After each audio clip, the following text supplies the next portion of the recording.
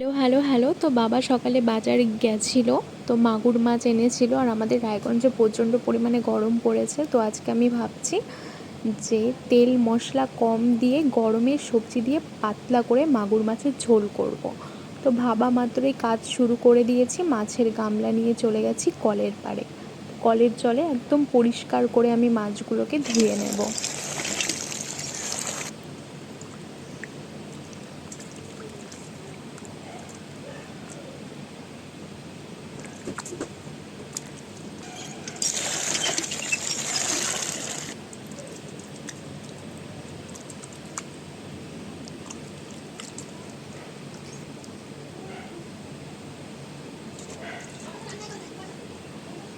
তো দেখো, আমি এখানে লবণ দিয়ে আরেকটু ভালো করে কষলে ধুয়ে নেব।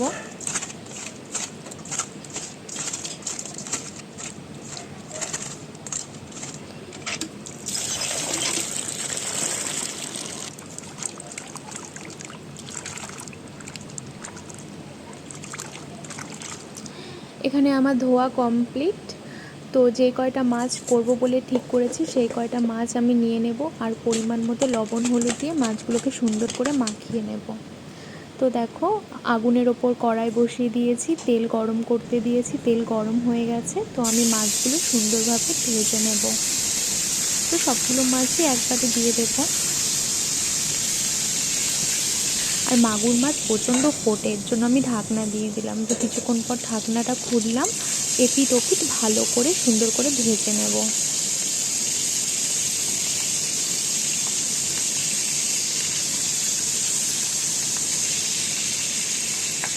তো দেখো, এখানে আমার ভাজা কমপ্লিট হয়ে গেছে। তো মশলা হিসাবে আমি জিরা আর আদা নিয়েছি, এগুলোকে আমি বেটে নিয়েছি ভালো করে।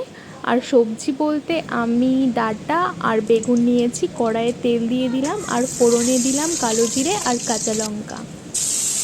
তো মশলাগুলো দিয়ে দিলাম, সুন্দর করে ফ্রাই করে নিলাম মশলাটাকে। এরপর আমি কেটে রাখা সবজিগুলো দিয়ে দিব, ডাঁটা বেগুনটা দিয়ে দেব, দিয়ে পরিমাণ মতো লবণ আর পরিমাণ মতো হলুদ আমি দিয়ে দেব। এরপর আমি একটু নাড়াচাড়া করে নিয়ে ঢেকে দেব।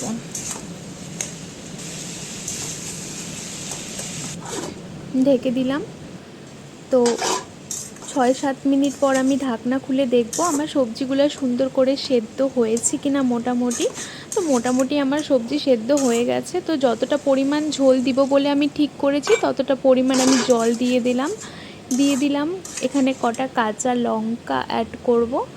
তো কাঁচা লঙ্কাটা আমি পরে দিই, কেননা আগে দিলে পরে গলে যায় আর আমার ভালো লাগে না। তো আমি পরেই ইউজ করি।